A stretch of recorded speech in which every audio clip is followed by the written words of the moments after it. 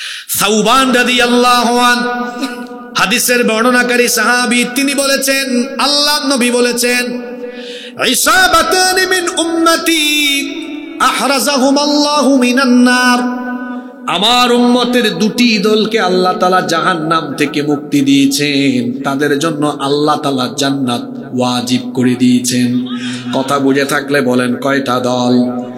তো যেই দুই দলের মানুষের জন্য জাহান্নাম হারাম, ওই দুই দলে আমরা থাকতে চাই কি চাই না? আরো জোরে বলেন, চাই কি চাই না? দেখি তো এবার হাদিসটা শুনে দেখি ওই দুই দলে যাওয়ার আমাদের সুযোগ আছে কিনা। এক নাম্বার, আল্লাহর নবী বলেছেন, ইসাবাতুন তাগজুল হিন্দ, আমার উম্মতের যারা হিন্দুস্তানের বিরুদ্ধে যুদ্ধ করবে, আল্লাহ তাআলা এদের জন্য জাহান্নামের আগুন হারাম করে দিয়েছে।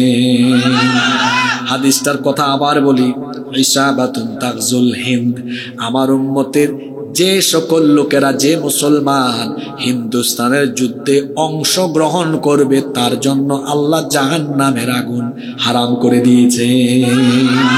এই হাদিস কি বার্তা দেয়, কি মেসেজ দেয়, কি বার্তা দিল? ১৫০০ বছর আগের বলার কথা। তার মানে নবীজি জানতেন হিন্দুস্তানে একটা ভয়াবহ যুদ্ধ। তবে হিন্দুস্তানের সাথে মুসলমানদের যুদ্ধ এটা ১৫ হিজরিতে ওমর রাদিয়াল্লাহু আনহু থেকে শুরু হয়েছে ধারাবাহিকভাবে। ১৫, ৩৮, ৪৪, ৯২, ৪০২ এরকম বিভিন্ন হিজরিতে এই যুদ্ধগুলো সংগঠিত হয়েছে, পর্যায়ক্রমে হচ্ছে। এখনো যদি আবার হয়, এটা তো আমার জন্য বিরাট সুযোগ। আমরা আগে বলেছি, আমরা যুদ্ধ চাই, যুদ্ধ চাই চাই না, কিন্তু ডিফেন্সিভ ভূমিকায় থেকে আক্রান্ত হয়ে গেলে ছাড় দিব না গো। আমরা জানি এই যুদ্ধ আসলে পবিত্র যুদ্ধ, এটা নবীজি বলেছেন, অংশগ্রহণ করলেই জাহান্নাম থেকে মুক্তি। তাহলে এই যুদ্ধে সিরাজগঞ্জ সহ বাংলাদেশের মানুষ কি ভীতু ভীতু থাকবে না আনন্দের সাথে ঝাঁপিয়ে পড়বে? মোদী সরকারকে বলবো, যদি বাংলাদেশ দখল করার কোনো অপচেষ্টা চালাও, রসুলের হাদিস মাথায় আছে, ভয় ভীতি নিয়ে নয়, আনন্দের সাথে তোমাদেরকে এমন ভাবে মোকাবেলা করা হবে। ইউনূস সাহেব বলেছেন 7 সিস্টার, আর আমি কুরআন হাদিস দিয়ে গাজওয়াতুল হিন্দের কথা স্মরণ করিয়ে দিয়ে বললাম, শুধু 7 সিস্টার নয়, ভারতের মানচিত্রকে আমরা টুকরা টুকরা করে দিল্লিতে ইসলামের পতাকা উড়িয়ে দেব।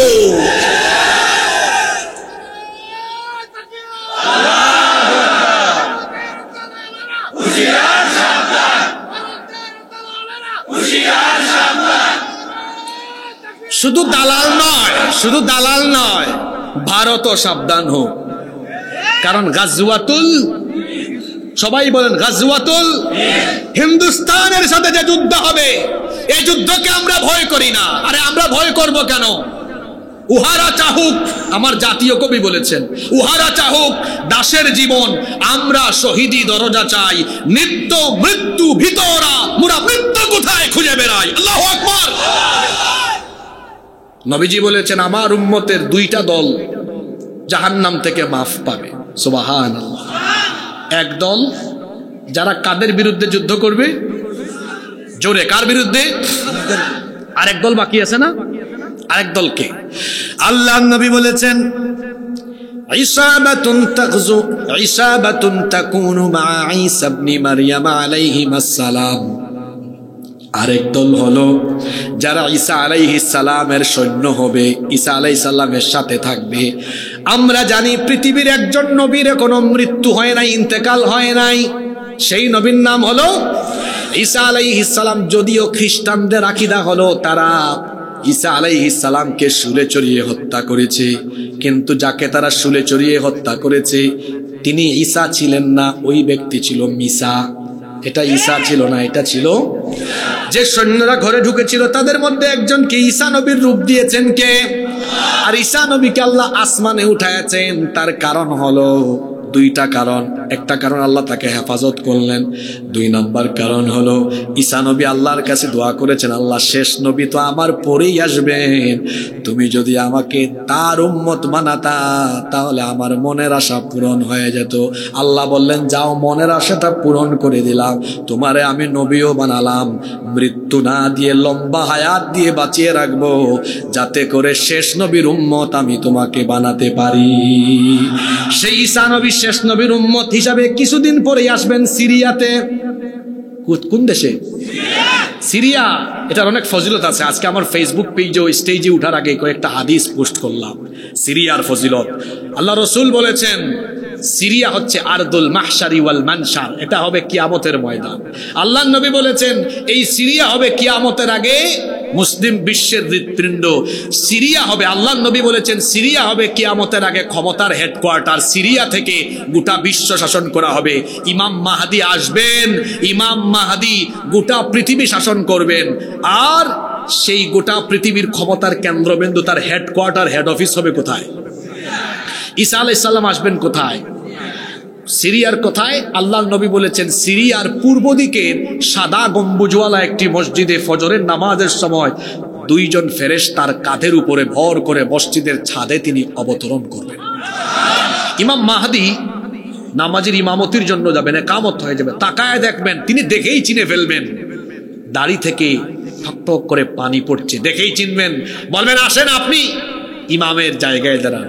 ঈসা আলাইহিস সালাম এসে বলবেন না, আমি ইমামতির জন্য আসি নাই, আমার আল্লাহ আসল কামের জন্য পাঠাইছেন, আজকে আপনি ইমামতি করেন, আমি পেছনে মুক্তাদি মুসল্লি হব, নামাজ শেষ হবে। ঈসা আলাইহিস সালাম বলবেন দাজ্জালের দাজ্জালীয় দিনের শেষ দিন আজ, আমাকে আল্লাহ পাঠিয়েছেন দাজ্জালকে হত্যা করার জন্য। আল্লাহর নবী বলেছেন সেই দিন ঈসা আলাইহিস সালামের সাথী যারা হবে তাদের সব গুনাহ মাফ, আল্লাহ তাদেরকে জাহান্নাম থেকে মুক্তি দিবেন। যদি আমরা হায়াতে ইমাম মাহদিকে দেখি পাই, তারা তো সিরিয়ায় থাকবেন, অসুবিধা নাই, কালো পতাকা নিয়ে আমরা ইমাম মাহদি আর ঈসা আলাইহিস সালামের সৈন্য হব। কারা কারা রাজি নাই হাত তুলে? অসুবিধা নাই, জুসের ঠেলায়। আল্লাহ আমাদের মুখের টানেন না, ভিতরের টানেন। সুবহানাল্লাহ পড়েন। ইমাম মাহদির সৈন্য হতে রাজি আছেন তো? ইনশাআল্লাহ। তাহলে দুইটার মধ্যে যে কোনো একটা অপশন। হাদিসটা মনে রাখেন, এটা গাজওয়াতুল হিন্দের ব্যাপারে প্রায় 7-8টা হাদিস এসেছে। এটা হলো একমাত্র হাদিস যে হাদিসের ব্যাপারে মুহাদ্দিসিনে কেরামের মন্তব্য হলো এই হাদিসের সনদ সহিহ। আর বাকি আরো কয়েকটা হাদিস আছে সনদের দিক থেকে মুহাদ্দিসিনগণ বলেছেন এগুলো সনদ হলো দাঈফ। যেমন এক হাদিসে এসেছে আবু বকর রাদিয়াল্লাহু আনহু বলেছেন, ও নবী, আমি বেঁচে থাকলে জানমাল দিয়ে ওই যুদ্ধে শামিল হব। এই হাদিসগুলোর সনদ দাঈফ, কিন্তু একটা হাদিসের ব্যাপারে মুহাদ্দিসিনগণ একমত, এটা সহিহ হাদিস, যেটা আমি তেলাওয়াত করলাম, শোনালাম। আমার উম্মতের 2 দলকে আল্লাহ জাহান্নাম থেকে মুক্তি দিবেন। এক দল যারা হিন্দুস্তানের বিরুদ্ধে যুদ্ধ করবে, আরেক দল যারা ঈসা আলাইহিস সালামের অনুসারী হবে। এই 2 দলে থাকতে কারা কারা রাজি? 2 হাত তুলে দেখান তো। যার সাথে আল্লাহ আছেন তাকে মোকাবেলা করার মতো কোনো পরাশক্তি পৃথিবীতে নাই। আল্লাহ তাআলা যার সাথে থাকবেন তার কোনো ক্ষতি আসমান জমিনের অন্য কেউ করার কোনো ক্ষমতা রাখে। আমাদের জাতির পিতাকে আরো জোরে বলেন, তিনি কি জোর করে জাতির পিতা হয়েছেন নাকি? তাকে জাতির পিতা যিনি বানিয়েছেন, গলার আওয়াজ বড় করে সবাই বলেন তিনি কে? সেই আল্লাহ বলছেন মিল্লাত আবিকুম ইব্রাহিম, তোমাদের মিল্লাতের পিতা হলেন ইব্রাহিম। আমাদের জাতির পিতা আল্লাহর খলিল সাইয়েদনা ইব্রাহিম আলাইহিস সালাম, তিনি যখন ঈমানের দাওয়াত আরম্ভ করলেন, এই অপরাধে নমরুদ এবং তার বাহিনী গ্রেফতার করে তার জন্য বিশাল আয়তনের আগুনের কুণ্ডলী প্রজ্বলন করলো। বিরাট একটি এলাকা জুড়ে তারা আগুন জ্বালিয়ে দিল। সেখানে ইব্রাহিম আলাইহিস সালামকে নিক্ষেপ করে তাকে তারা পুড়িয়ে মারবে। সব ধরনের আয়োজন যখন তারা সম্পন্ন করলো, ফেরেশতা এসে বললেন, ওগো আল্লাহর খলিল ইব্রাহিম, আপনাকে নমরুদ এবং তার বাহিনী কিছুক্ষণ পরে আগুনের কুণ্ডলিতে ফেলে দিবে। আহার এই অবস্থা দেখে আসমানের ফেরেশতা পর্যন্ত তারা আপনার এই অগ্নি পরীক্ষার পরিস্থিতি দেখে তারা বড় ব্যথিত, তারা বড় কষ্ট পেয়েছে। আপনি যদি আমাকে হুকুম করেন তো আমি চাইলে নমরুদের জ্বালানো এই অগ্নিকুণ্ডকে মুহূর্তের মধ্যেই আমি চাইলে সাগরের মধ্যে তা নিক্ষেপ করতে পারবো। আল্লাহু আকবার। ইব্রাহিম আলাইহিস সালাম তখন বললেন, তুমি যে আমাকে এই কথা বললে, আমাকে হেল্প করার জন্য আল্লাহ তাআলা তোমাকে আদেশ করেছেন নাকি তুমি নিজেই কথা বলছো? ফেরেশতা তখন বললেন, আমাকে আল্লাহ এখনো হুকুম করেন নাই, আমি নিজে থেকে আপনার সাহায্যের জন্য এগিয়ে এসেছি। ইব্রাহিম আলাইহিস সালাম তখন বললেন, যদি আমার রব তোমাকে হুকুম না করেন তো তোমার মতো ফেরেশতার সাহায্য আমার দরকার নাই। আমি যে অগ্নিকুণ্ডে কিছুক্ষণ পরে আমার জন্য যে আগুনের কুণ্ডলী প্রস্তুত করা হয়েছে সেখানে ঝাঁপ দিলে যদি আমার আল্লাহ খুশি হন তো আমার আল্লাহকে বলে দিও, একবার নয় দুইবার নয়, আল্লাহ যতবার চাইবেন ততবার আমি আগুনে ঝাঁপ দিতে রাজি আছি। ফেরেশতাকে তখন জাতির পিতা শোনায় দিলেন। কি সুন্দর কথা বললেন, আল্লাহ সেটাকে কোরআনের আয়াত বানিয়ে দিলেন। তিনি তখন বললেন, হাসবুনাল্লাহু ওয়া নি'মাল ওয়াকিল। হাসবুনাল্লাহ, আমার জন্য আল্লাহ যথেষ্ট, ওয়া নি'মাল ওয়াকিল, তিনি আমার অভিভাবক, আমার তোমার সাহায্যের দরকার নাই, আমার জন্য আমার আল্লাহ যথেষ্ট। সুবহানাল্লাহ। আল্লাহ তাআলা বললেন, ও আমার খালিল ইব্রাহিম, আমি তো এটাই দেখতে চেয়েছিলাম, এই আগুনের পরীক্ষায় অবতীর্ণ হয়ে আমার উপস্থিতি, আমি যে তোমার সাথে আছি এটা তুমি ফিল করতে পারো কিনা। কিন্তু এই কঠিন পরীক্ষায় তো তুমি উত্তীর্ণ হয়ে গেলে। তুমি নমরুদের অগ্নিকুণ্ডের সামনেও নমরুদের বিরাট বাহিনীকে এবং আগুনের কুণ্ডলীকে কোনো ভয়ই পেলে না, কারণ আমার উপরে তোমার ঈমান ছিল দৃঢ়, আমার উপরে তোমার অবিচলতা ছিল অত্যন্ত দৃঢ়। এই জন্য ইব্রাহিম খুশি হয়ে গেলাম, আমিও দেখবো আজ নমরুদের আগুন তোমারে কেমনে জ্বালায়। আল্লাহ তাআলা সঙ্গে সঙ্গে আগুনকে হুকুম করলেন। সবাই একটু জোরে বলেন তো দেখি, আগুনের মালিক যিনি তিনি কি? সে আল্লাহ আগুনকে বললেন, ইয়া নারু কুনি বারদাও ওয়া সালামান আলা ইব্রাহিম। হে আগুন, তোমার স্বভাব হলো জ্বালিয়ে দেওয়া, পুড়িয়ে দেওয়া, ছারখার করে দেওয়া, কিন্তু আজ তুমি তোমার স্বভাবের বিপরীত কাজ করবে। আমার খলিল ইব্রাহিমকে যখন নমরুদ আর তার বাহিনী আগুনের কুণ্ডলিতে ফেলে দিবে, তুমি তোমার স্বভাব মতো আজকে আমার ইব্রাহিমকে জ্বালাবে না, পুড়াবে না, বরং আমার ইব্রাহিমের জন্য তুমি আজকে শান্তিদায়ক, আরামদায়ক হয়ে যাও। নমরুদ এবং তার বাহিনী জাতির পিতাকে আগুনের কুণ্ডলিতে ফেলে দিল। নমরুদ তার বাহিনী নিয়ে খুশিতে নাচতেছে, সে ভাবতেছে আমার দুশ্মন, আমার শত্রু ইব্রাহিম আজকে শেষ, তাকে আজ আগুনে জ্বালিয়ে পুড়িয়ে ছারখার করে দেওয়া হবে। সবাই যখন আনন্দে আত্মহারা, খুশিতে মাতোহারা, কিছুক্ষণ পরে এসে একজন নমরুদকে বলে, লিডার অবস্থা কিন্তু বেশি ভালো না, খুশি হওয়ার কোনো কারণ নাই। নমরুদ বলল, কেন খুশি হব না?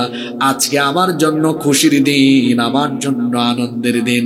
সে বলল, না লিডার, অত বেশি খুশির খবর না, আমরা ইব্রাহিমকে আগুনের কুণ্ডলিতে ফেলেছি, কিন্তু আগুনের পাওয়ার আজকে কমে গেছে, আগুন জ্বালাতে পারে না, পুরাতেও পারে না।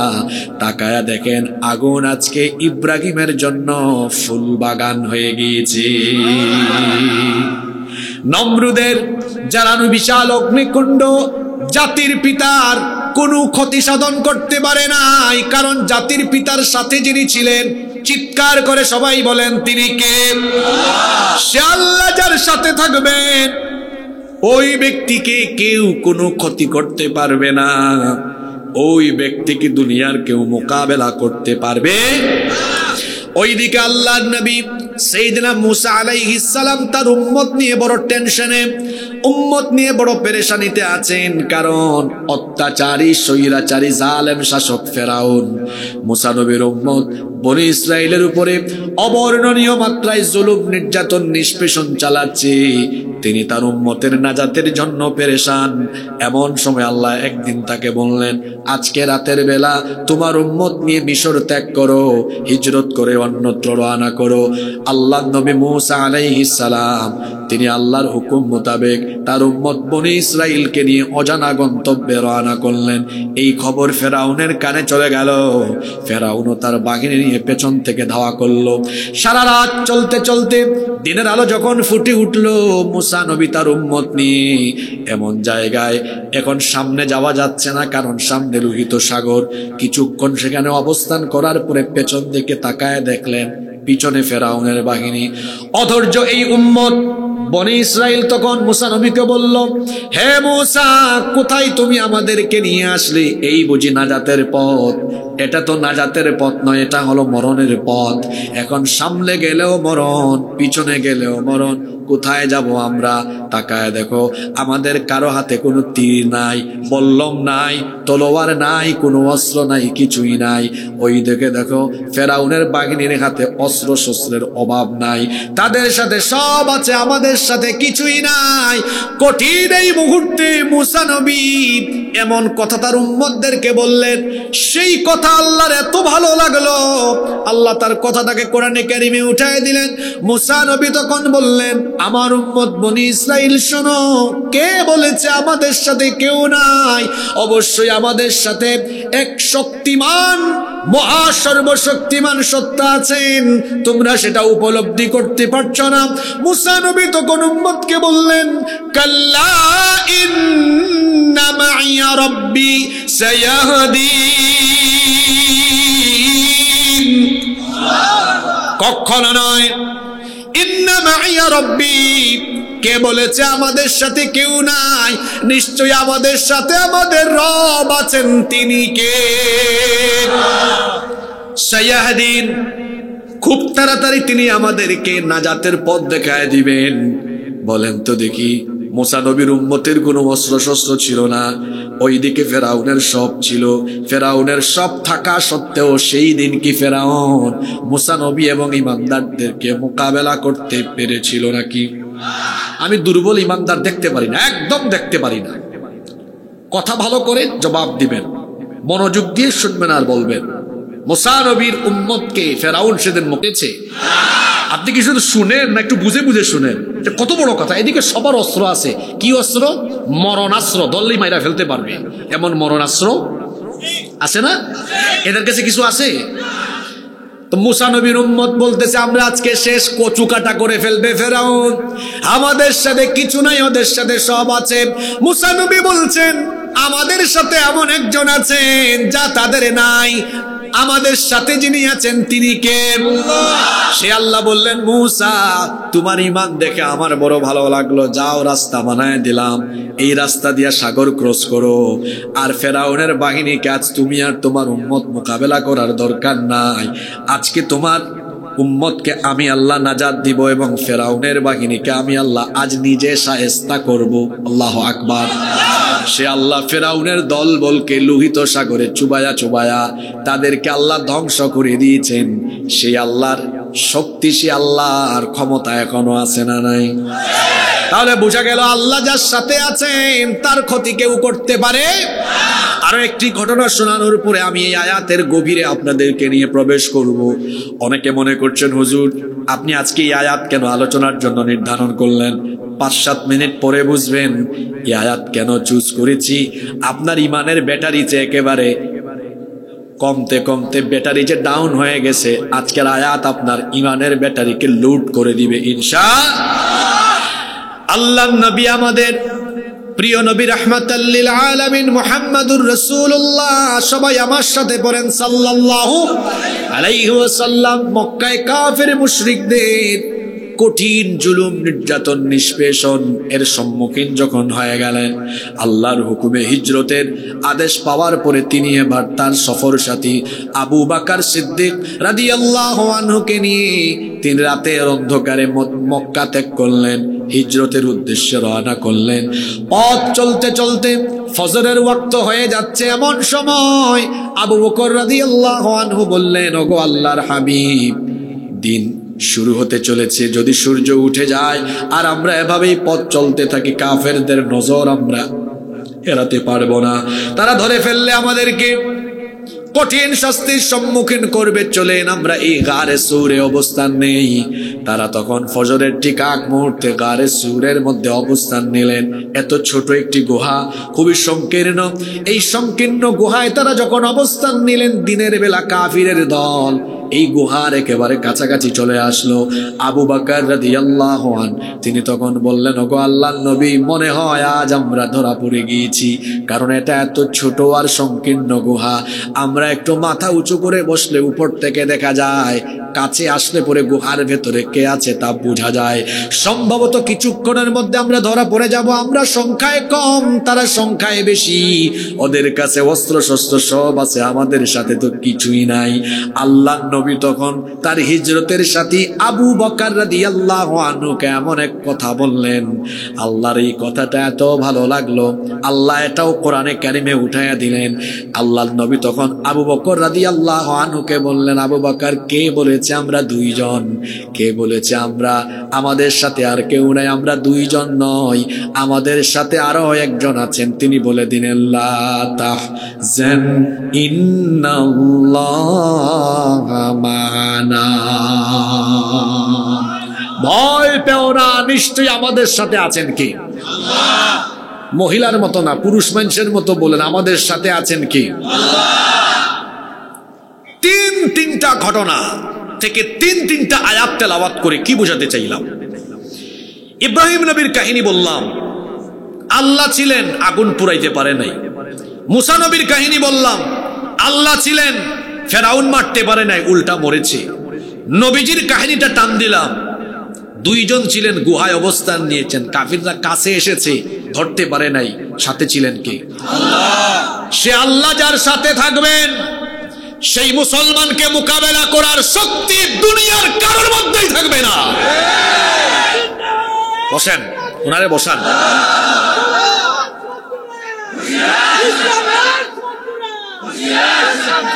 আপনি এত আগেই যদি বসা থেকে দাঁড়ায় যান, একটু পরে যখন আয়াতের গভীরে ঢুকবো তখন তো লাফ মারে উঠে যাবেন আবার। আল্লাহ আমার ভাইকে কবুল করেন। মনোযোগ আছে আপনাদের? সম্মানিত উপস্থিতি, আল্লাহ যার সাথে আছেন তার কোনো ভয় আছে? আল্লাহ আমাদের জন্য, জোরে বলেন, জোরে বলেন, মুসলমান কোনদিনও কোয়ান্টিটি দিয়ে দুনিয়াতে আধিপত্য বিস্তার করে নাই। মুসলমান দুনিয়াতে আধিপত্য প্রভাব বিস্তার করেছে আর বিজয়ী হয়েছে তার কোয়ালিটি দিয়ে। কি দিয়ে? কোয়ালিটি দিয়ে। মুসলমান কোয়ালিটি দিয়ে যুগে যুগে বিজয়ী হয়েছে। কোয়ান্টিটি দিয়ে, সংখ্যা দিয়ে আধিপত্য বিস্তার করা যায় না। বক্কর সক্কর কোটি কোটি মানুষ দিয়ে আপনার কিছুই হবে না। কোয়ালিটিফুল কয়েক হাজার মানুষ দিয়ে আপনি যেটা করতে পারবেন। তাহলে বোঝা গেল কোয়ান্টিটি গুরুত্বপূর্ণ নয়, কোয়ালিটি গুরুত্বপূর্ণ। ব্যবসার ক্ষেত্রেও তাই। যদি কোয়ালিটিফুল প্রোডাক্ট হয়, দোকানে যদি পণ্য কম হয় বেচা কেনা বেশি হবে, আর কোয়ান্টিটি বেশি হয় কিন্তু আপনার পণ্য ভালো না, ব্যবসায় শুধু লস খাবেন। এই জন্য বিচক্ষণ ব্যবসায়ীরা কোয়ান্টিটির চাইতে কোয়ালিটিকে বেশি প্রায়োরিটি দেয়। পৃথিবীতে যুগে যুগে কালে কালে মুসলমানরা বিজয়ী হয়েছে ইমানের কোয়ালিটি দিয়ে, কোয়ান্টিটি দিয়ে নয়। আজকের দুইটা আয়াত সূরা আনফালের 64 আর 65, এই দুইটা আয়াত নাজিল হয়েছে বদর যুদ্ধের প্রাক্কালে। কথা বলেন তো দেখি, বদর যুদ্ধ ইসলামের প্রথম যুদ্ধ হিসাবে এটা কঠিন ছিল না সহজ ছিল? আস্তে বলবেন না, জোরে বলেন, কঠিন না সহজ? এই যুদ্ধটা এত কঠিন, একদিকে মুসলমান অন্যদিকে কাফের। আবার যুদ্ধের মাঠে যারা মুখামুখি তারা হলো নিজেরা রক্ত সম্পর্কের আপনজন। পরিস্থিতি ছিল এমন, ছেলে ইসলাম কবুল করেছে কিন্তু বাপ করে নাই, তাহলে বাপ আর বেটা একজন আরেকজনের মুখামুখি। দেখা গিয়েছে ভাই ইসলাম কবুল করেছে, আরেক ভাই কবুল করে নাই। বদরের ময়দানে এক ভাই আরেক ভাইয়ের উপরে তলোয়ার ফেলবে। আবার অবস্থা এমন হয়েছে, ভাতিজা কবুল করেছে, চাচা ইসলাম কবুল করে নাই, চাচা আর ভাতিজা মুখামুখি। আল্লাহ নবী বড় টেনশনে পড়ে গেলেন। আল্লাহ নবী চিন্তা করলেন, আজকে বদরের ময়দানে যদি রক্ত সম্পর্কের চেতনায় টান মারে, তাহলে তো এই মুমিনরা রক্ত সম্পর্কের চেতনায় উদ্বেলিত হয়ে গেলে আজকে মুসলমানদের পরাজয় হয়ে যাবে। বুখারী শরীফের হাদিস। এই কথা বুঝতে পেরে মিকদাদ বিন আমর রাদিয়াল্লাহু আনহু, একজন যুবক সাহাবী, তিনি দাঁড়িয়ে বললেন, ইমদি লিমা আরাকাল্লাহ, ও আল্লাহর নবী, আল্লাহ যেদিকে আদেশ করেছেন সেদিকে আমাদেরকে নিয়ে চলুন। ফানাহনু মাক, অবশ্যই আমরা আপনার সাথে আছি। ওয়াল্লাহি, আল্লাহর কসম, লা নাকুলু লাকা কামা ক্বালাত বানু ইসরাঈল লিমূসা, বনি ইসরাঈলের লোকেরা মুসা নবীকে যা বলেছিল যুদ্ধের মাঠে, তারা তাদের নবীকে যা বলেছিল আমরা সেটা আপনাকে বলবো না। তারা তাদের নবীর সাথে যুদ্ধের মাঠে গিয়ে তারপরে তারা অস্ত্র শস্ত্র সংবরণ করে বলল, এই শত্রুদের সাথে আমরা যুদ্ধ করব না। ইযহাব আনতা ওয়া রাব্বুকা ফাকাতিলা ইন্না হাহুনা কাঈদুন, তুমি আর তোমার আল্লাহ দুইজন মিলে যুদ্ধ করো, আজ আমরা এখানে দর্শকের সারিতে থেকে দেখি। নাউজুবিল্লাহ। আমরা এমনটা বলবো না, বরং আমরা বলবো ইযহাব আনতা ওয়া রাব্বুকা ফাকাতিলা ইন্না মাআকুমা মুকাতিলুন, আপনি আর আপনার আল্লাহ আমাদেরকে লড়াইয়ের ময়দানে নিয়ে চলুন। যতক্ষণ আমরা বেঁচে থাকবো ততক্ষণ আমরা আল্লাহর পথে আজকে যুদ্ধ করব।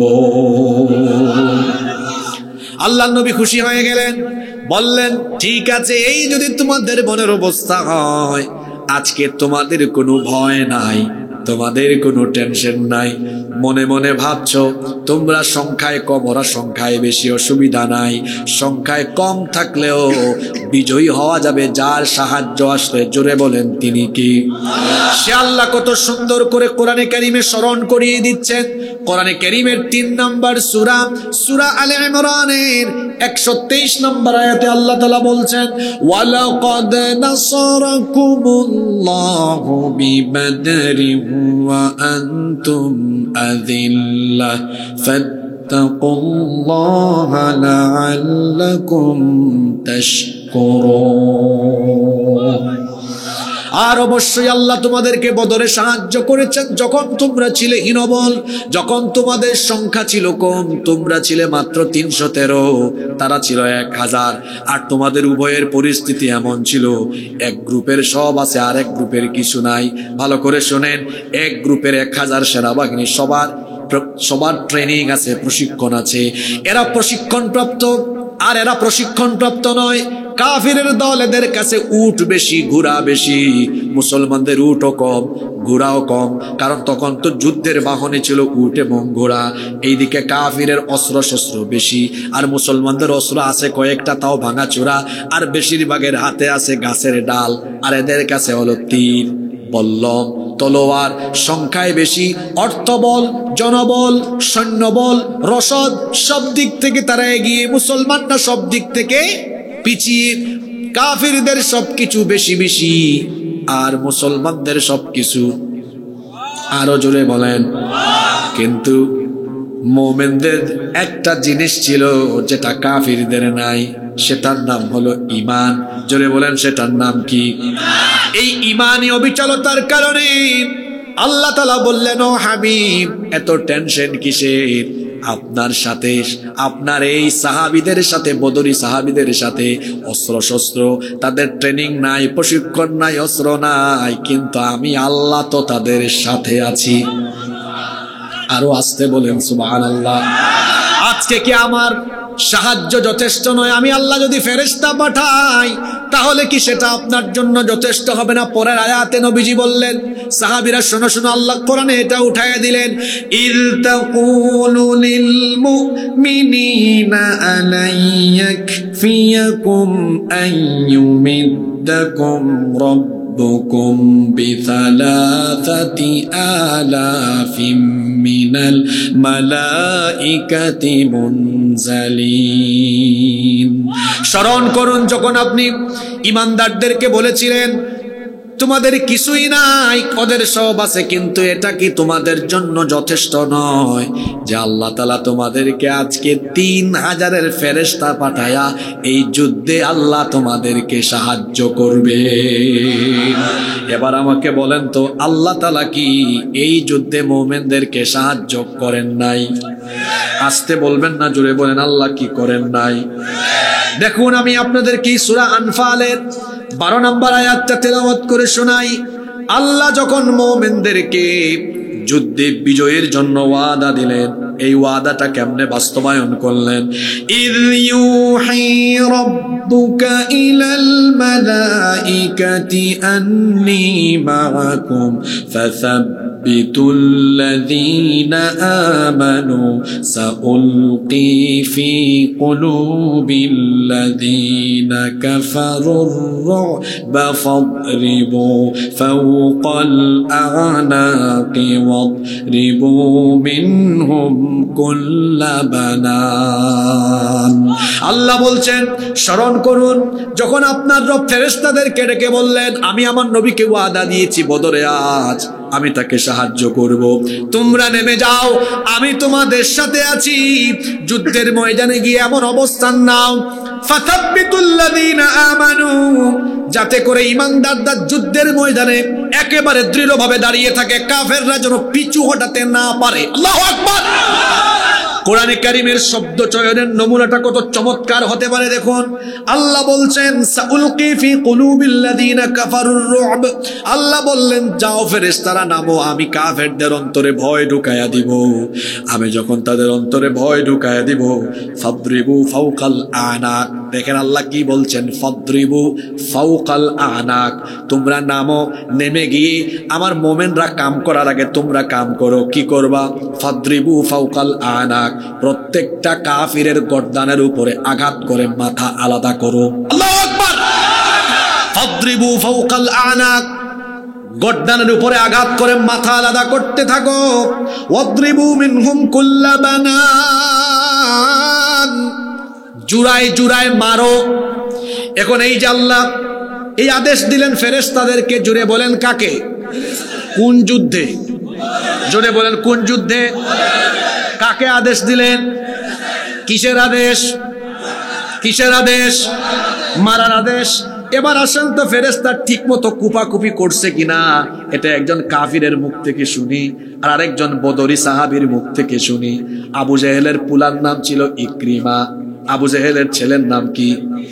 এই ইকরিমা বলছে, বদরের যুদ্ধে আমরা 1000 ট্রেনিং প্রাপ্ত প্রশিক্ষিত অস্ত্র শস্ত্রে সজ্জিত বাহিনী নিয়ে যখন আমরা আনন্দের সাথে মুসলমানদেরকে অ্যাটাকিং এর জন্য যাচ্ছি, মনে বড় আনন্দ, এরা দুর্বল বাহিনী কয়েক মিনিটে শেষ করে ফেলবো। কিন্তু আমরা যখনই তাদের কাছে ঘেঁষবার চেষ্টা করলাম, কাছে ঘেঁষার আগেই দেখলাম আমাদের নেতৃবৃন্দের শরীর থেকে মাথাটা কারা এসে জানি সাদা সাদা কাপড় পরিধান করে তুফানের মতো আলাদা করে দিচ্ছে। এই হলো আবু জেহেলের ছেলের বয়ান। আরেকজন বদরি সাহাবী আবু দাউদ ইবনে মাজিনা রাদিয়াল্লাহু আনহু তিনি বলছেন, আমি এক মুশরিকের গায়ে আঘাত করতে যাব, আমি তলোয়ারটা উঁচু করে ধরলাম, তলোয়ারটা উঁচু করে ধরা মাত্রই দেখলাম ওই কাফেরের শরীর থেকে মাথাটা কে জানি আলাদা করে দিল। ডানে বামে তাকালাম, কাউকে দেখলাম না। হঠাৎ করে সাদা পোশাক পরিহিত একজনকে দেখলাম, আমার চোখের সামনে হঠাৎ করে আবার অদৃশ্য হয়ে গেল। এইভাবে করে আল্লাহ তাআলা দুর্বল 313 জন মুমিন যারা ছিলেন ইমানের কোয়ালিটিতে ডেভেলপড, ইমানের কোয়ালিটিতে সমৃদ্ধ, ইমানের কোয়ালিটিতে সমৃদ্ধ থাকার কারণে কোয়ান্টিটিতে সমৃদ্ধ, প্রশিক্ষণে সমৃদ্ধ 1000 কাফেরের 1000 কাফেরের বিরাট সৈন্যবাহিনীকে ফেরেশতা পাঠায়া শায়েস্তা করে বদরের যুদ্ধে ইমানের কোয়ালিটিতে উত্তীর্ণ মোমেনদেরকে যিনি বিজয় দিয়েছেন তিনি কি? সে আল্লাহ এখন আর নাই, থাকলেও আগের মতো পাওয়ার নাই। জোরে বলেন। বলবেন হুজুর তো এই আয়াত তিলাওয়াত করে এতগুলো রেফারেন্স টেনে আনলেন কেন? কেন জানেন না? আজ পাশের দেশ আমাদেরকে ভয় দেখায়। ঠিক আছে কথা? পপুলেশন কম, মিলিটারি কম, তোমাদের তেমন কিছুই নাই, ব্যাককলের দল। কে বলেছে আমাদের কিছু নাই?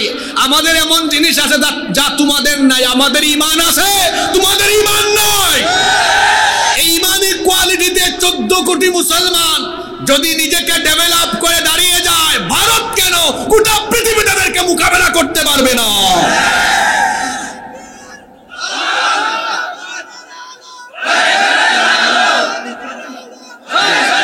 আমি চাইছিলাম আপনাদেরকে একবারে সুযোগ দিব আর 10-15টা মিনিট অপেক্ষা করেন, দিব না। আমার বাকি কথাগুলো বলতে দিবেন না আমারে? আজকে আলোচনার জন্য আয়াত চুজ করলাম কয়টা, আমি এখনো একটার ভিতরে আছি। পরের আয়াত এত সাংঘাতিক, এই আয়াত আপনার ইমানের বেটা দিকে 10% থেকে মুহূর্তেই 90% উঠাবে। কি বিশ্বাস হয়? আমি তো এখন প্রথমটাতেই আছি, 64তে আছি। 65তে যখন যাব আপনার ব্যাটারি দেখেন না, এখন কিছু অ্যাডাপ্টার বেরোইছে, কি বলে এটাকে, ফাস্ট চার্জিং। কি ফাস্ট চার্জিং বের হয়েছে না? তো এই আয়াতটাও এই কঠিন সময়ের জন্য আপনার ইমানকে ফাস্ট চার্জিং করে দিবে। জোরে বলেন ইনশাআল্লাহ। আগামীকালকে আবার কমিটিকে বলবেন না যে হুজুর কোত্থেকে আসছে, রাজনৈতিক ওয়াজ করে গেছে। না, এটা রাজনৈতিক ওয়াজ না। আমি সব জায়গায় আমল আখলাকের বয়ান করি বেশি, কিন্তু পরিস্থিতি বুঝে কথা বলা এটাও বক্তৃতার একটা আর্ট। দেশে চলবে যুদ্ধ আর আপনি তখন নামাজে দাঁড়িয়ে থাকবেন। আপনার দেশের স্বাধীনতা সার্বভৌমত্বই যদি ঠিক না থাকে, আপনি নামাজ আদায় করবেন কিভাবে? দেশের স্বাধীনতার সার্বভৌমত্ব রক্ষা আর ইসলাম রক্ষায় কাজ করা মুসলমানের জন্য ফরজে আইন। এখানে হাসতেছে কারা? আসেন একটু মাইকের সামনে আসেন, একটু হাসাই আপনারে। কেউ কোনো কথা বললেন না, কেউ কোনো কথা বললেন না, নীরব থাকতে পারবেন তো? সিরাজগঞ্জের মানুষ তো বলো সিরাজ, এমনি আপনারা সূর্যের মতো আলোকোজ্জ্বল। এখান থেকে আভা কিরণ সারা বাংলাদেশে ছড়াবে ইনশাআল্লাহ। আল্লাহ সবাইকে কবুল করেন। যার সাথে আল্লাহ আছেন তার কোনো ক্ষতি কেউ করতে পারে। তাহলে মুসলমান কোয়ান্টিটি দিয়ে নয়, মুসলমান বিজয়ী হয় কি দিয়ে? জোরে বলেন কি দিয়ে? এবার আমরা বললাম আল্লাহ আমাদের কোয়ালিটি থাকলে আমাদের পাওয়ার আপনি কেমনে বাড়াবেন, আমাদের শক্তি আপনি কতটুকু বৃদ্ধি করে দিবেন? আল্লাহ জবাবে বললেন শোনো। এবার আসেন পরের আয়াতে চলে যাই। আল্লাহ তাআলা এবার বলছেন যদি কোয়ালিটি থাকে তো কি হবে শোনো।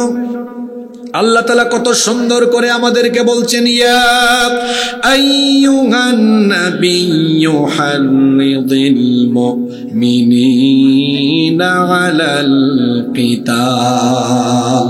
হে নবী, মুমিনদেরকে আপনি যুদ্ধের ব্যাপারে ইনকারেজ করেন। হাররিদ এই আরবি শব্দের অর্থ হলো ইনকারেজ করা, উদ্বুদ্ধ করা, উৎসাহিত করা।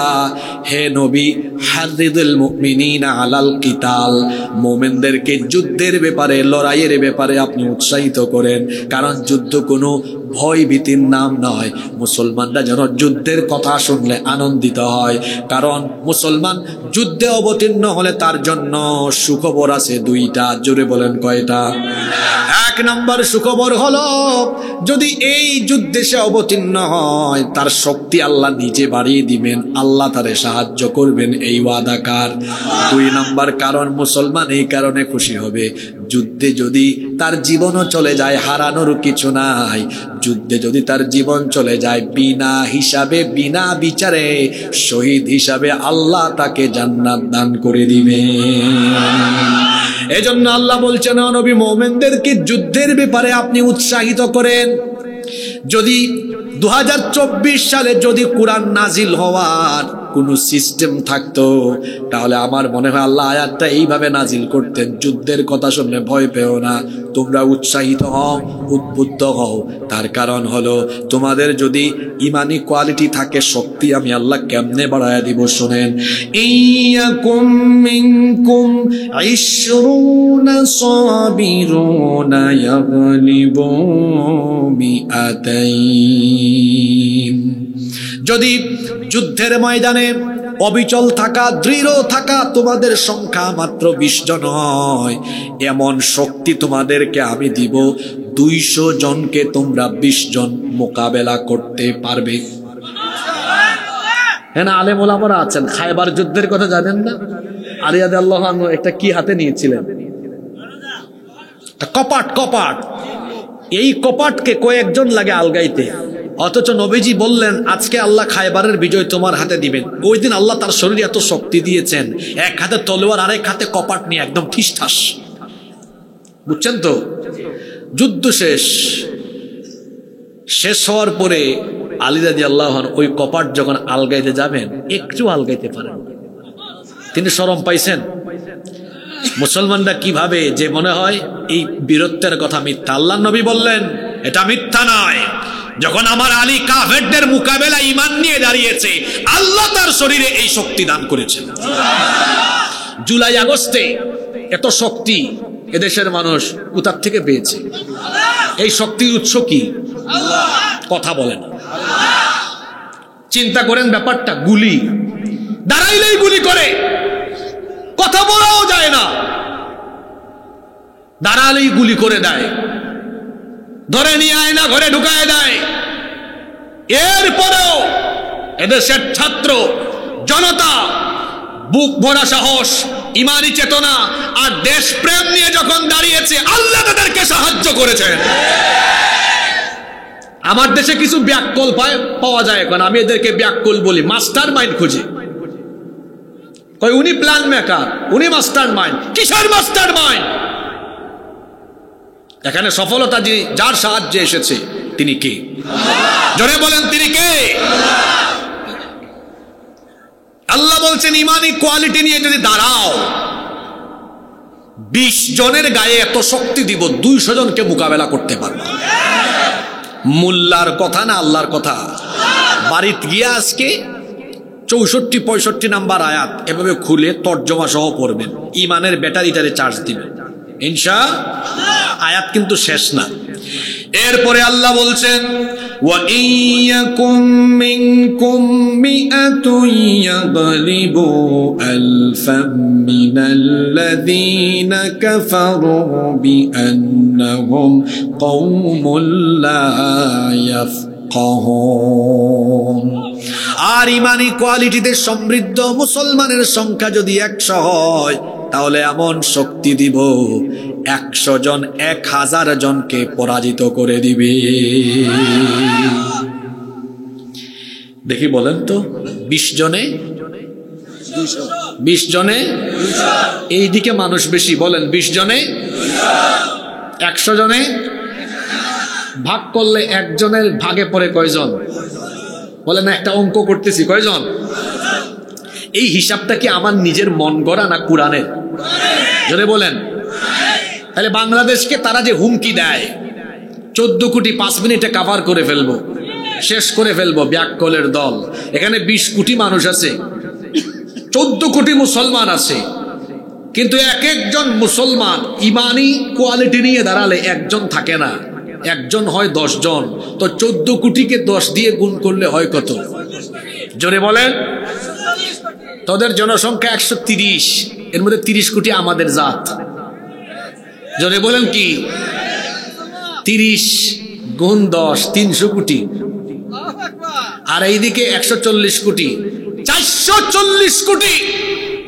পাটা পুতাইলের মাঝখানে থাকলে যা হয়, এইদিকে বাংলাদেশ, ওইদিকে ভারতের মুসলমান, পাটা পুতাইলের মাঝখানে ঢুকায় তোমাদেরকে শেষ করে ফেলবে। 14 কোটি মুসলমানের সামনে আল্লাহর দুশ্মন 100 কোটি দাঁড়িয়েও কিছুই করতে পারবে। আমরা যুদ্ধ চাই না, আমরা শান্তি চাই, শান্তির পক্ষে। তবে মুসলমান সবসময় ডিফেন্সিভ ভূমিকায় থাকে, ডিফেন্সিভ ভূমিকায়, কখনো আক্রমণাত্মক না। মুসলমানরা আক্রমণ করে না।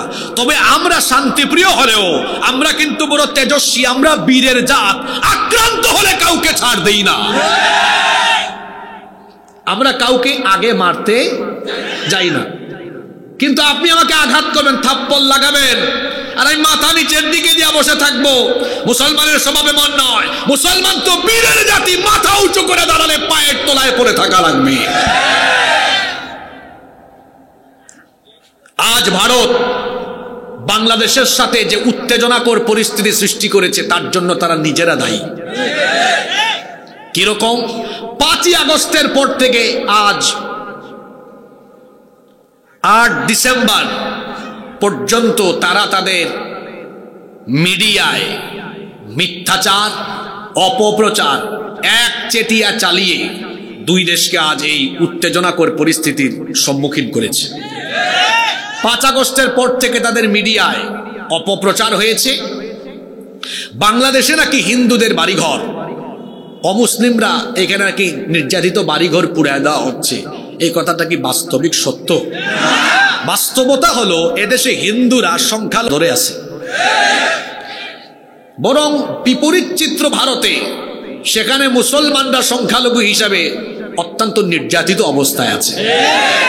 গুজরাটে, সিকিমে, হায়দ্রাবাদে, কাশ্মীরে আরএসএস এর গুন্ডারা আর উগ্রবাদী বিজেপি জঙ্গিরা কি করেছে তা আমাদের অজানা নয়।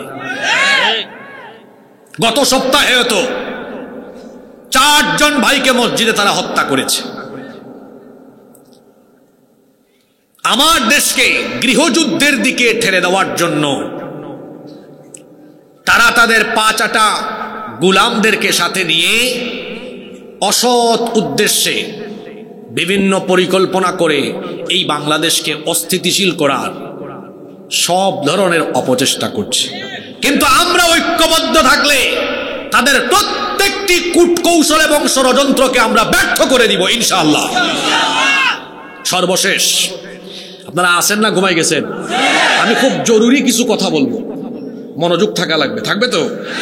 আমি একটা হাদিস পড়বো, যে হাদিসটা নবীজি এই যে আজকের উত্তেজনাকর পরিস্থিতি, এই যুদ্ধাবস্থা, এটা 1500 বছর আগে ভবিষ্যৎবাণী করে গিয়েছেন মুহাম্মাদুর রাসূলুল্লাহ সাল্লাল্লাহু আলাইহি ওয়াসাল্লাম। একটু অপেক্ষা করেন, 2 মিনিট হাদিসটা পড়বো। তার আগে বলছি, সর্বশেষ ইসকন নামে এক উগ্রবাদী সংগঠন দিয়ে বাংলাদেশের পরিস্থিতিকে আজ কত জটিল করে ফেলা হয়েছে। ইসকন এর চিন্ময় কুমার দাস ব্রহ্মচারীর বক্তব্য ইউটিউবে আছে। আগের সরকারের আমলে সে কি বক্তব্য দিয়েছে আপনারা এটা শুনবেন। ভারতীয় আধিপত্যবাদ কায়েমে, ভারতীয় এজেন্ডা বাস্তবায়নে ইসকন কাজ করছে। ইসকন হলো একটি সন্ত্রাসী সংগঠন যা পৃথিবীর বেশ কয়েকটি দেশে নিষিদ্ধ। Malaysia, Singapore, Indonesia, Pakistan, Afghanistan, Uzbekistan, Kazakhstan, Turkmenistan, সৌদি আরব সহ অনেকগুলো দেশে রাষ্ট্রীয়ভাবে এরা নিষিদ্ধ। কি কারণে নিষিদ্ধ? কারণ এদের কর্মকাণ্ডগুলো ধর্মভিত্তিক নয়, বরং এদের কর্মকাণ্ডগুলো উস্কানিমূলক। ইসকনের ফুল নেম হচ্ছে international society for Krishna consciousness. Bangla যার অর্থ হলো আন্তর্জাতিক কৃষ্ণ ভাবনামৃত সংঘ। এর হেডকোয়ার্টার ভারতের পশ্চিমবঙ্গের নদিয়া জেলার মায়াপুরে। কিন্তু এই সংগঠন 1966 সালে প্রতিষ্ঠা হয়েছে মার্কিন যুক্তরাষ্ট্রের নিউ ইয়র্কে। আর এর প্রতিষ্ঠাতা হলো অভয়চরণ অরবিন্দ ভক্তি বেদান্ত স্বামী প্রভুপাদ। এর এত লম্বা নাম, তার নামের শেষে আসে প্রভুপাদ। তার প্রভুপাদের পাদ কেটে এই প্রভু অংশ তার অনুসারীদের অনেকে ধার করে ওই দিকে নিসবত করেছে।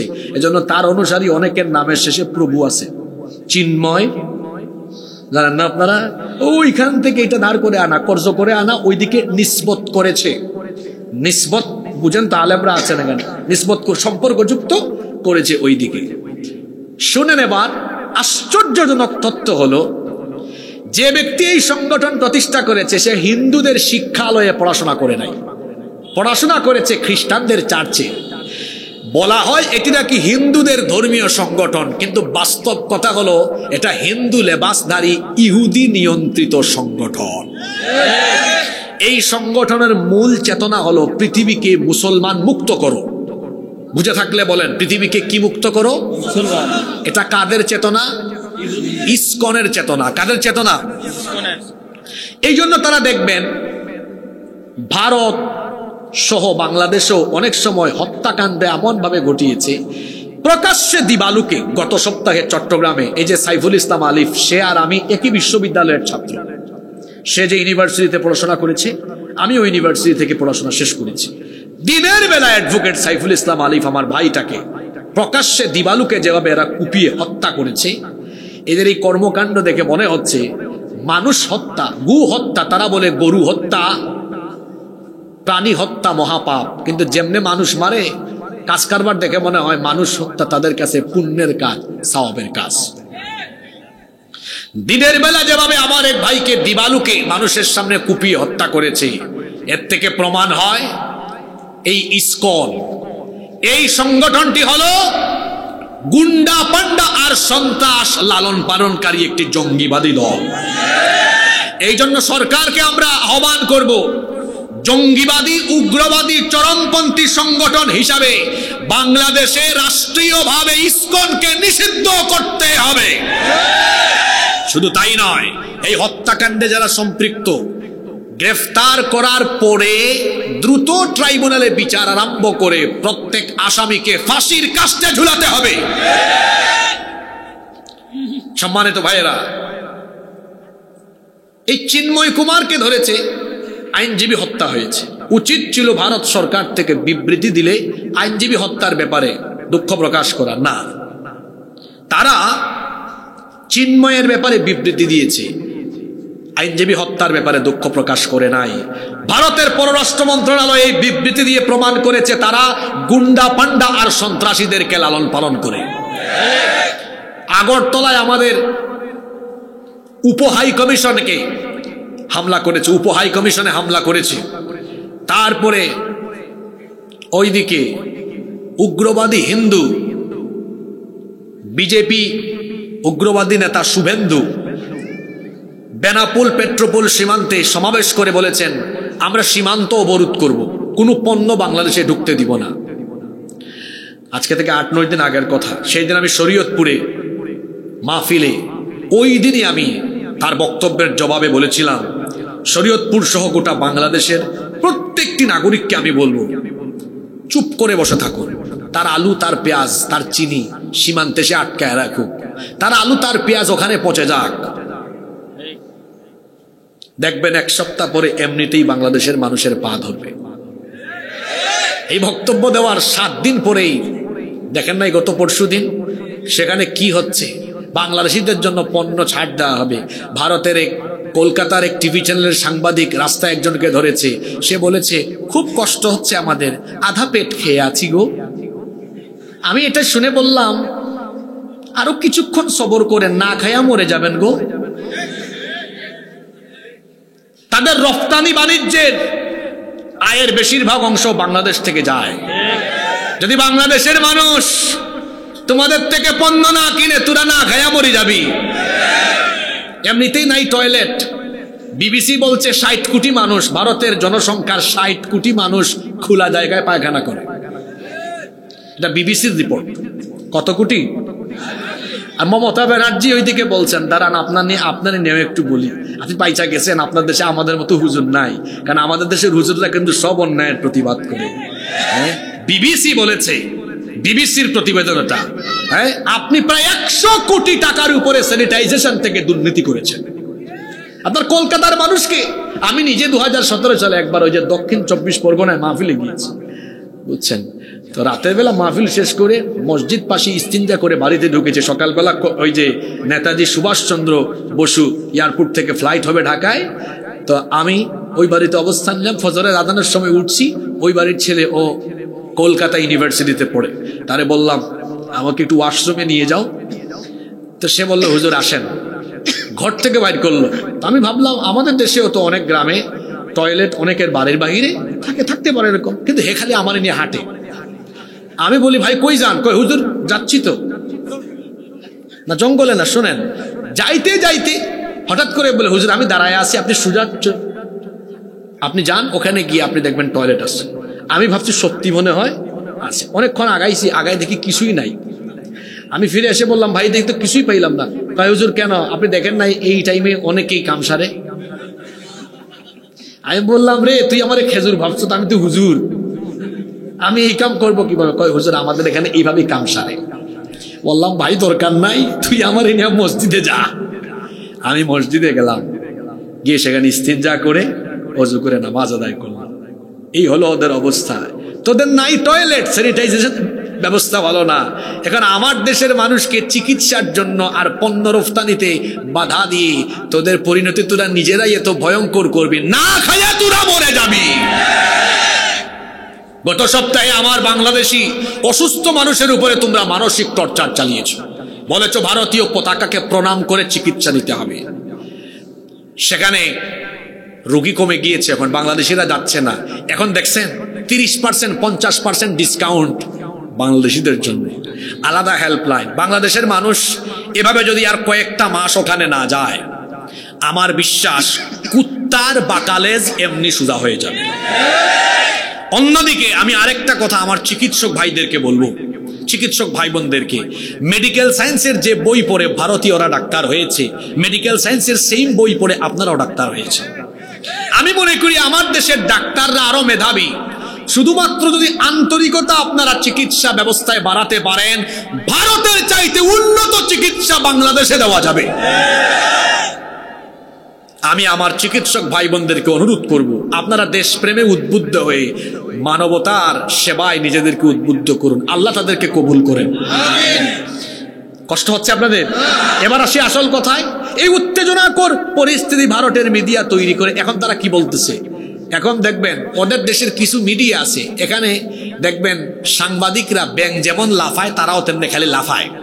ওই যে একটা আছে রিপাবলিক বাংলার ময়ূখ রঞ্জন, তো ও দেখলাম বিরাট বড় ডিসপ্লেতে বাংলাদেশের পতাকা এনে তারপরে বলতেছে এই যে বাংলাদেশেরও চিকেন নেক আছে, রংপুর, সিলেট, চট্টগ্রাম। আমার বাড়ি কোথায় জানেন তো আপনারা? আমাদের সিলেটে মানুষ যারা সীমান্তে বসবাস করে, আমার বাড়িও মোটামুটি এক সীমান্তে পড়েছে। তো সিলেটের মানুষ একটু মজা করে হেসে দিয়ে বলেছে অসুবিধা নাই, আইয়া হামাও, আমরা রেডি আছি, আইলে বাদাম দেব। কিতা দেব? আঞ্চলিক ভাষা আর কি। আইলে কিতা দেব? আইয়া হামাও, খালি হামাও মানে ঢুকো, হামাও মানে আমরা বলেছি আইয়া হামাও, হামাইলে কিতা দেব? চিনে নাই সিলেটিদেরকে। শাহজালাল রহমতুল্লাহ আলাইহের উত্তরসূরি আমরা। চিনেন শাহজালাল রহমতুল্লাহ আলাইকে, যিনি গৌর গোবিন্দকে সিলেট থেকে উৎখাত করে দিয়েছেন? সেই শাহজালালের রুহানি সন্তানরা সিলেটে আছে। 1 ইঞ্চি জমিনের উপরে চোখ দিলে সেই চক্ষুকে সিলেটের মানুষ উপড়ে ফেলবে। আর কি বলে চট্টগ্রামকে বাংলাদেশ থেকে আলাদা করে দিবে। এই ময়ূখ রঞ্জন, চট্টগ্রাম তোর বাপ দাদার নাকি রে? হ্যাঁ, যৌতুক দিবেন কেমনে? পালায়া তো গেছে, ইচ্ছা করে দিলে না কাম করতেন নাকি? পালায়া যাওয়ার কারণে এখন জোর করে যৌতুক নেয়। ওই ভাই একটু ফান করে বলছে আর কেন, আমিও কি বলছি আপনারা বুঝছেন নাকি? নাকি পালায়া যাওয়ার অপরাধে যৌতুক চায়? যৌতুক হোক আর যাই হোক, 71-এর পর থেকে এখন পর্যন্ত তারা আজ অবধি কখনো আমাদের সাথে বন্ধুত্বপূর্ণ ইনসাফপূর্ণ আচরণ করেনি। প্রভুগিরি দাদাগিরি দেখিয়েছে, আমার দেশের সব নিয়েছে, রুট, রেল, ট্রানজিট সব নেয়, আর বিনিময়ে দেয় সীমান্তে ফেলানির লাশ, দেয় শুকনা মৌসুমে পানি দেয় না, বর্ষা মৌসুমে তিস্তার ব্যারেজ খুলে দিয়ে ডুবাই আমারে দেয়। ঠিক কিনা? বহুত দাদাগিরি প্রভুগিরি দেখিয়েছ। এখন এই জেন জি এর ছেলেরা আর নেক্সট জেনারেশন, আলফা জেনারেশন, এরা সবাই অত্যন্ত বিপ্লবী। এখানে যদি প্রভুগিরি আর দাদাগিরি খাটাতে চাও, বরদাস্ত করবে না দেশের 20 কোটি মানুষ। ভারত সরকারকে বলবো, উগ্রবাদী বিজেপি সরকারের সরকার প্রধান, RSS নিয়ন্ত্রিত, আপনি আমরা জানি। নরেন্দ্র মোদীকে বলবো আপনি ক্ষমা চান। পালা কিন্তু এখন আপনার আর মিশরের সিসির। আফগানিস্তান, শ্রীলঙ্কা, বাংলাদেশ, আজকে কি হইল? আমি কি বলতেছি বুঝেন নাই? আজকে কি হইল? পালানো উদ্বোধন শিখায় গেছে আমার দেশের একজন। বাসারও পালায় গেছে, বাসারও পালায় গেছে। এখন আপনি বাকি আছেন, মোদিজি, আর ওইদিকে মিশরের আব্দুল ফাত্তাহ সিসি। মনে রাখবেন, এই সিরাজগঞ্জে আনারস চত্বর, গুল চত্বরে গত বছর মাহফিলে সূরা কাসাস থেকে আলোচনা করে গিয়েছিলাম। আমি ফেরাউনের কাহিনী সেখানে লম্বা সময় আলোচনা করে বলেছিলাম, পৃথিবীর কোন জালেমকে আল্লাহ ইজ্জতের সাথে বিদায় করেন না, বেইজ্জতের সাথে বিদায় করেন। এটা আল্লাহর রীতি, এটা আল্লাহর নীতি। দুনিয়ার কোন স্বৈর শাসককে, কোন জালেমকে আল্লাহ ছাড় দিবেন না, সকলের পরিণতি ভয়াবহ হবে।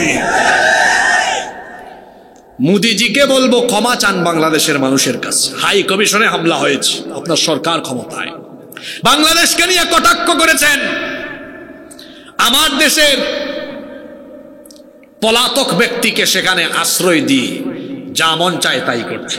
আর যদি আপনি মনে করেন আপনার দেশ বাংলাদেশকে অঙ্গরাজ্য বানাবে, দখল করবেন, এজন্যই তো আজকে আয়াত সিলেক্ট করে আমার দেশের মানুষকে আমি সতর্ক করছি। আমার দেশের মানুষের ভয় নাই। আমি বলেছিলাম একটা হাদিস শোনাবো, মনোযোগ আছে? কষ্ট হচ্ছে নাকি আপনাদের? আমাদের ভয় নাই।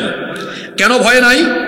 তার কারণ হলো ১৫০০ বছর আগে আল্লাহ নবী আমাদেরকে জানিয়ে গিয়েছেন। হাদিসটি নাসাই এবং তিরমিজি শরীফে এসেছে। সাউবান রাদিয়াল্লাহু আনহু হাদিসের বর্ণনাকারী সাহাবী, তিনি বলেছেন, আল্লাহ নবী বলেছেন, ইসাবাতান মিন উম্মতি আহরাজাহুমাল্লাহু মিনান নার। আমার উম্মতের দুটি দলকে আল্লাহ তাআলা জাহান্নাম থেকে মুক্তি দিয়েছেন, তাদের জন্য আল্লাহ তাআলা জান্নাত ওয়াজিব করে দিয়েছেন। কথা বুঝে থাকলে বলেন কয়টা দল? তো যেই দুই দলের মানুষের জন্য জাহান্নাম হারাম, ওই দুই দলে আমরা থাকতে চাই কি চাই না? আরো জোরে বলেন, চাই কি চাই না? দেখি তো এবার হাদিসটা শুনে দেখি ওই দুই দলে যাওয়ার আমাদের সুযোগ আছে কিনা। ১ নাম্বার, আল্লাহ নবী বলেছেন, ইসাবাতুন তাগজুল হিন্দ। আমার উম্মতের যারা হিন্দুস্তানের বিরুদ্ধে যুদ্ধ করবে, আল্লাহ তাআলা এদের জন্য জাহান্নামের আগুন হারাম করে দিয়েছে। হাদিসটার কথা আবার বলি, ইসাবাতুন তাগজুল হিন্দ।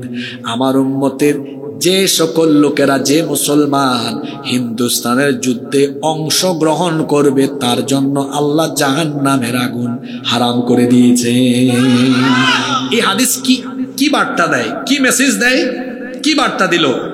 ১৫০০ বছর আগের বলার কথা। তার মানে নবীজি জানতেন হিন্দুস্তানে একটা ভয়াবহ যুদ্ধ। তবে হিন্দুস্তানের সাথে মুসলমানদের যুদ্ধ এটা ১৫ হিজরিতে ওমর রাদিয়াল্লাহু আনহু থেকে শুরু হয়েছে ধারাবাহিকভাবে। ১৫, ৩৮, ৪৪, ৯২, ৪০২ এরকম বিভিন্ন হিজরিতে এই যুদ্ধগুলো সংগঠিত হয়েছে, পর্যায়ক্রমে হচ্ছে। এখনো যদি আবার হয়, এটা তো আমার জন্য বিরাট সুযোগ। আমরা আগে বলেছি, আমরা যুদ্ধ চাই, যুদ্ধ চাই, চাই না, কিন্তু ডিফেন্সিভ ভূমিকায় থেকে আক্রান্ত হয়ে গেলে ছাড় দিব না গো। আমরা জানি এই যুদ্ধ আসলে পবিত্র যুদ্ধ, এটা নবীজি বলেছেন, অংশগ্রহণ করলেই জাহান্নাম থেকে মুক্তি।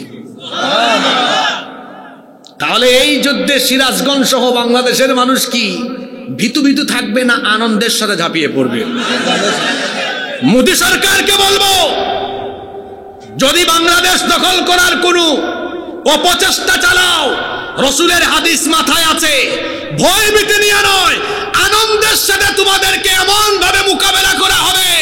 ইউনূস সাহেব বলেছেন 7 সিস্টার, আর আমি কুরআন হাদিস দিয়ে গাজওয়াতুল হিন্দের কথা স্মরণ করিয়ে দিয়ে বললাম, শুধু 7 সিস্টার নয়, ভারতের মানচিত্রকে আমরা টুকরা টুকরা করে দিল্লিতে ইসলামের পতাকা উড়িয়ে দেব।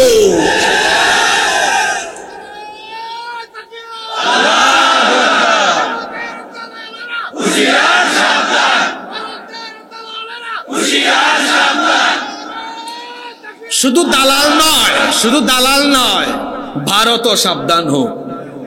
কারণ গাজওয়াতুল সবাই বলেন গাজওয়াতুল হিন্দুস্তানের সাথে যে যুদ্ধ হবে, এই যুদ্ধকে আমরা ভয় করি না। আরে আমরা ভয় করব কেন? উহারা চাহুক, আমার জাতীয় কবি বলেছেন, উহারা চাহুক দাসের জীবন, আমরা শহীদি দরজা চাই।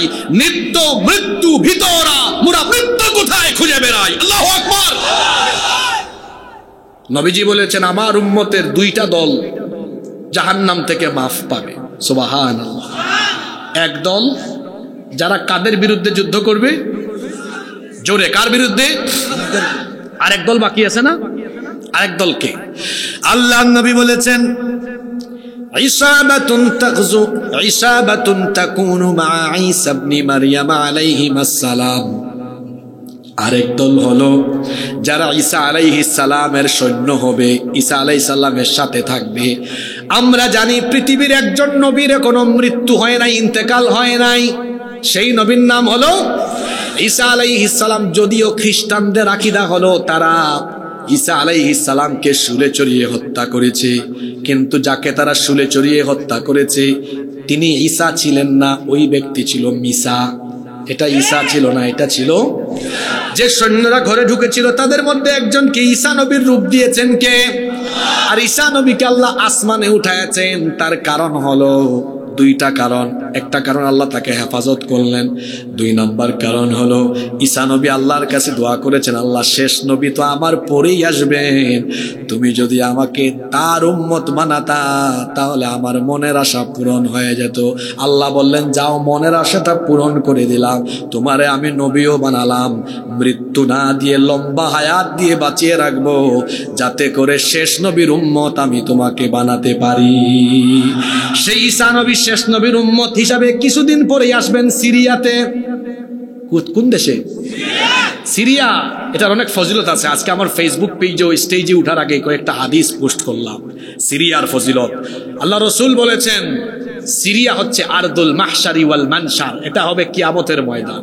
আল্লাহ নবী বলেছেন এই সিরিয়া হবে কিয়ামতের আগে মুসলিম বিশ্বের হৃৎপিণ্ড।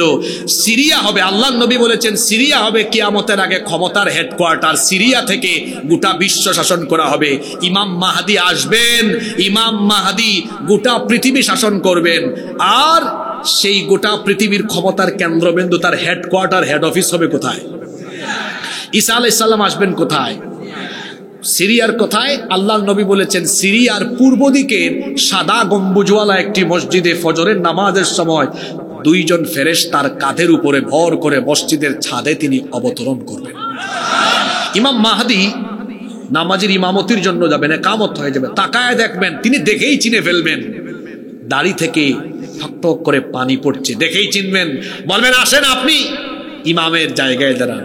ঈসা আলাইহিস সালাম এসে বলবেন না, আমি ইমামতির জন্য আসি নাই, আমার আল্লাহ আসল কামের জন্য পাঠাইছেন, আজকে আপনি ইমামতি করেন, আমি পেছনে মুক্তাদি মুসল্লি হব, নামাজ শেষ হবে। ঈসা আলাইহিস সালাম বলবেন দাজ্জালের দাজ্জালীয় দিনের শেষ দিন আজ, আমাকে আল্লাহ পাঠিয়েছেন দাজ্জালকে হত্যা করার জন্য। আল্লাহর নবী বলেছেন সেই দিন ঈসা আলাইহিস সালামের সাথী যারা হবে তাদের সব গুনাহ মাফ, আল্লাহ তাদেরকে জাহান্নাম থেকে মুক্তি দিবেন। যদি আমরা হায়াতে ইমাম মাহদিকে দেখি পাই, তারা তো সিরিয়ায় থাকবেন, অসুবিধা নাই, কালো পতাকা নিয়ে আমরা ইমাম মাহদি আর ঈসা আলাইহিস সালামের সৈন্য হব। কারা কারা রাজি নাই হাত তুলে? অসুবিধা নাই, জুসের ঠেলায়। আল্লাহ আমাদের মুখের টানেন না, ভিতরের টানেন। সুবহানাল্লাহ পড়েন। ইমাম মাহদির সৈন্য হতে রাজি আছেন তো? ইনশাআল্লাহ। তাহলে দুইটার মধ্যে যে কোনো একটা অপশন। হাদিসটা মনে রাখেন, এটা গাজওয়াতুল হিন্দের ব্যাপারে প্রায় 7-8টা হাদিস এসেছে। এটা হলো একমাত্র হাদিস যে হাদিসের ব্যাপারে মুহাদ্দিসিনে কেরামের মন্তব্য হলো এই হাদিসের সনদ সহিহ। আর বাকি আরো কয়েকটা হাদিস আছে সনদের দিক থেকে মুহাদ্দিসিনগণ বলেছেন এগুলো সনদ হলো দাঈফ। যেমন এক হাদিসে এসেছে আবু বকর রাদিয়াল্লাহু আনহু বলেছেন, ও নবী, আমি বেঁচে থাকলে জান মাল দিয়ে ওই যুদ্ধে শামিল হব। এই হাদিসগুলোর সনদ দাঈফ, কিন্তু একটা হাদিসের ব্যাপারে মুহাদ্দিসিনগণ একমত, এটা সহিহ হাদিস, যেটা আমি তেলাওয়াত করলাম, শোনালাম। আমার উম্মতের দুই দলকে আল্লাহ জাহান্নাম থেকে মুক্তি দিবেন। এক দল যারা হিন্দুস্তানের বিরুদ্ধে যুদ্ধ করবে, আরেক দল যারা ঈসা আলাইহিস সালামের অনুসারী হবে। এই দুই দলে থাকতে কারা কারা রাজি? দুই হাত তুলে দেখান তো।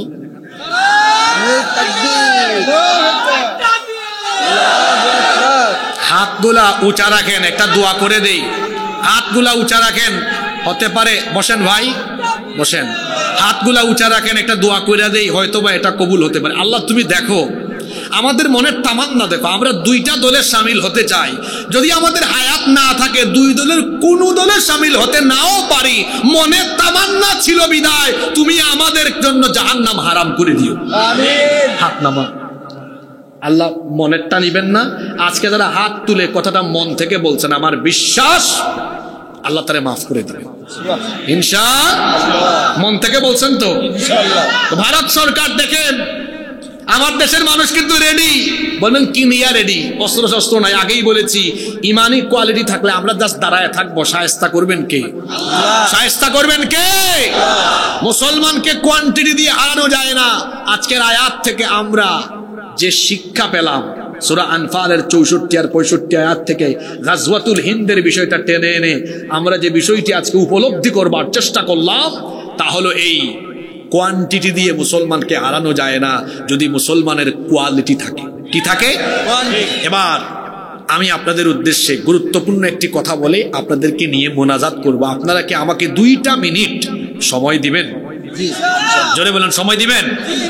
তাইলে কিসের কোয়ালিটি থাকলে আমাদের সাথে কেউ পারবে না? জোরে বলেন, কিসের কোয়ালিটি? আজকে মহিলা প্যান্ডেল আছে, এই কথাটা মা বোনদের উদ্দেশ্য, মা বোন সবার উদ্দেশ্যে। তাইলে ইমানের কোয়ালিটি থাকলে আমাদের সাথে কেউ পারবে না। তাহলে বোঝা গেল ইমানের কোয়ালিটি বাড়াতে হবে। এখন প্রশ্ন হলো, হুজুর তাহলে ইমানের কোয়ালিটি বাড়ানোর ওষুধ দেন। ইমানের কোয়ালিটি বাড়ানোর ওষুধ হলো, জোরে বলেন, জোরে বলেন, আল কোরআন। এই কোরআন দিয়ে ইমানের কোয়ালিটি বাড়াতে হয়। শুধু কি ওয়াজ করে আর বছরে একদিন ওয়াজ শুনে না। তাহলে ইমানের কোয়ালিটি বাড়ানোর সিলেবাস আছে। এই যে এখানে কলেজের স্যার আছেন, যে ছাত্ররা ভালো রেজাল্ট করে, যারা কেরিয়ার এস্টাবলিশ করে, তারা কিন্তু স্টুডেন্ট লাইফ থেকে তাদের একাডেমিক অ্যাক্টিভিটি, এরপরে আরো কুকারিকুলাম অন্যান্য অ্যাক্টিভিটিস এবং এক্সট্রা অর্ডিনারি নিয়ে অনেক কিছু দিয়ে তার কোয়ালিটি ডেভেলপ করে আগে। তা আপনি ইমানের কোয়ালিটি ডেভেলপ করবেন এই কোরআনে কারীম এটা অধ্যয়ন করে, উপলব্ধি করে। সেটা কিভাবে? কোরআনের রঙে নিজেকে রাঙাবেন। আর সেটা কিভাবে সম্ভব? আগে কোরআন বুঝতে হবে। আমার হাতে এটা তো হলো প্রিন্টেড কোরআন, আর নবী ছিলেন প্র্যাকটিক্যাল কোরআন। সুবহানাল্লাহ। আম্মাজান আয়েশা রাদিয়াল্লাহু আনহাকে এসে সাহাবেরা বলছেন, নবী কেমন ছিলেন? তিনি বললেন, তোমার বাড়িতে কোরআন নাই? কানা খুলুকুহুল কোরআন। কোরআন লেখা যেমন, নবীর চরিত্র ঠিক ঠিক তেমন। সুবহানাল্লাহ। তাহলে আমার আপনার ইমানের কোয়ালিটি ডেভেলপ করতে পারবো আমরা প্ল্যান ওয়াইজ, পরিকল্পনা মোতাবেক যদি আমরা কোরআনের সাথে লেগে থাকি। আজকে 3 ধরনের পরিকল্পনা দিয়ে যাচ্ছি। এটা সিলেবাস বললে সিলেবাস, আউটলাইন বললে আউটলাইন, 3 রকমের দিয়ে যাচ্ছে। আমার দিকে তাকান, 1 মিনিট সময় দেন। প্রতিদিন আল্লাহর কোরআনের 5 আয়াত অর্থ এবং ব্যাখ্যা সহ পড়েন। বলবেন পাবো কোথায়? তাফহিমুল কোরআন, তাফসির ফি জিলালিল কোরআন, মারিফুল কোরআন, তাফসিরে জালালাইন, তাফসির ইবনে কাসির, এই সবগুলো বই এখন বাংলা অনুবাদ হয়ে গিয়েছে। যে কোনো এক সেট তাফসির বাড়িতে কিনে রাখেন, পরিবারের সব সদস্য মিলে ফজরের পরে মাত্র 5 আয়াত অর্থ ব্যাখ্যা সহ পড়তে সময় লাগবে 15 থেকে 16 মিনিট, 20 মিনিট সময় লাগবে। 5 আয়াত করে পড়লে আমার কাছে হিসাব আছে শেষ করতে সময় লাগবে মাত্র 4 বছর। 10 আয়াত করে পড়লে সময় লাগবে 2 বছর। 20 আয়াত করে পড়লে সময় লাগবে 1 বছর। এবার চুজ করেন আপনারা, 20, 10 না 5। ক্লাসে তো ট্যালেন্ট স্টুডেন্ট থাকে, মিডিয়াম কোয়ালিটিরও থাকে, দুর্বল কিছু থাকে। যে যেরকম আছেন, যদি দুর্বল হন 5 আয়াত, মিডিয়াম হলে 10 আয়াত। আর যদি বলেন হুজুর না, গাজওয়াতুল হিন্দ চলে আসতেছে, কিসের 5 আর 10? 20 আয়াত মেরা দিব। কয় বছর লাগবে? 1 বছর। আগামী বছর যদি এই মাহফিল হয়, দেখা যাবে এখানে বহু শ্রোতা পাওয়া যাবে যারা 1 বছরে পুরা আল্লাহর কোরআন অর্থ ব্যাখ্যা সহ পড়ে ফেলেছে। আলহামদুলিল্লাহ, আলহামদুলিল্লাহ। আর এইরকম কোয়ালিটিফুল শ্রোতা আমাদের দরকার। কেন জানেন? বাংলাদেশে এখন বক্তৃতার মঞ্চটাকে, মাহফিলকে সার্কাস বানানো হচ্ছে। যিনি তেলাওয়াত করেন, তেলাওয়াত সহি না, অর্থ করছেন, অনুবাদে ভুল করছেন। অন্তত আপনারা যদি এরকম পড়াশোনা করা শ্রোতা হন, ওখান থেকে একজন বলবে, হুজুর দাঁড়ান তো, এই আয়াত তো আমি 6 মাস আগে বাড়িতে পড়েছিলাম, মনে আছে আমার, আপনার অনুবাদে ভুল আছে। কোয়ালিটিফুল শ্রোতা দরকার। এরকম মানুষ থাকলে, এই যে বিভিন্ন সময় আপনারা বলেন হুজুর আজান দেন, গজল গালে কোনো আসবে না, ওখান থেকে বলবে হুজুর আরো কয়েকটা আয়াত শোনা। সুবহানাল্লাহ। তাইলে সিলেবাসের কথা মনে থাকবে? বলেন তো প্রথমে কয় আয়াতের কথা বলেছি? 5 আয়াত করে পড়লে কয় বছর? 4। দ্বিতীয়ত বলেছি কয় আয়াতের কথা? কয় বছর? 2 বছর। তৃতীয়ত বলেছি কত আয়াত? 20 আয়াত। কত বছর লাগবে? এই পরিকল্পনাটা আজকে দিয়ে গেলাম, পারবেন? তাইলে আজকে আলোচনার শিক্ষাটা এক লাইনে এক বাক্যে বলে দিই। আজকে 64 আর 65 সূরা আনফালের এই দুটি আয়াত তেলাওয়াত করে আমরা বুঝতে পেরেছি ইমানের কোয়ালিটি থাকলে পৃথিবীর কোন শক্তি আমাদেরকে হারাতে, আর ইমানের কোয়ালিটি বাড়াতে হয়। জোরে বলেন, কোরআন শুনে না কোরআন বুঝে? বুঝার জন্য পড়ার দরকার আছে না? আমরা প্রতিদিন আল্লাহর কোরআনের 5 হোক 10 হোক আর 20 হোক অর্থ সহ বাড়িতে পড়ব। কারা কারা রাজি আছেন? আল্লাহ সবাইকে কবুল করেন।